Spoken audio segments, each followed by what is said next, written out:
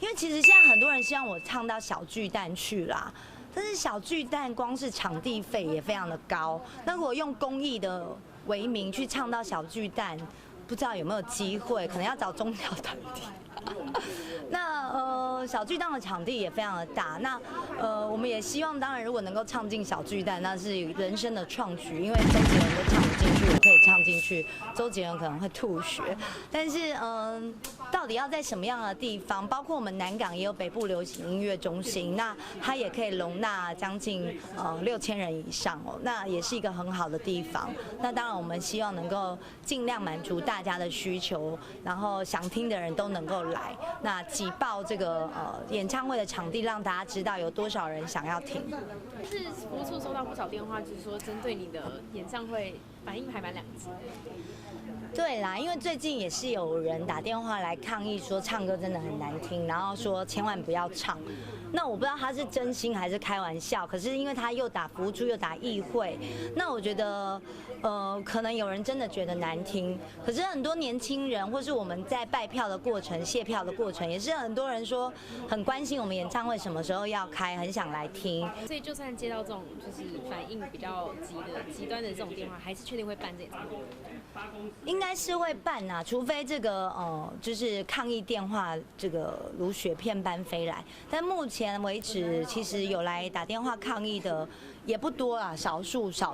虽然有，但是真的是少数，对啊。还蛮有自信的，唱歌有影响到心情吗？心情哦，有没有被打击到？其实网络上确实很多网友就是用不知道是开玩笑还是认真的口吻在哭诉我唱歌这件事情，但是我就觉得说这件事情就是个人的兴趣嘛，那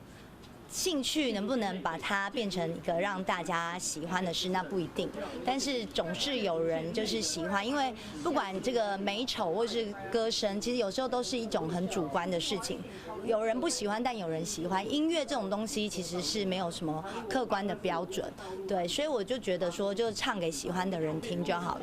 回馈民众哦，因为之前我曾经有讲过说如果当选的话，再开演唱会唱歌给大家听嘛。那希望说借由这一次的选战，能够让国民党能够觉醒，能够反省。也就是说，在台湾其实大家应该都跟我们人民站在一起。如果要跟共产党当朋友，不是不可以，但是不能是一昧的这个亲共哦。那在这种情况之下，人民会做出选择。那也希望国民党从此能够站在台湾这一边，跟我们一起努力，一起团结，来对抗这个所谓的共产党红色势力的渗透。回馈民众哦，因为之前我曾经有讲过说如果当选的话，再开演唱会唱歌给大家听嘛。我不知道这是回馈还是虐待啦哈，因为之前我的演唱会是卖票的嘛。那现在如果当选的话，有机会，当然等到我喉咙比较好一点的话，当然是可以希望能够再唱歌开演唱会给大家听，如果大家愿意的话。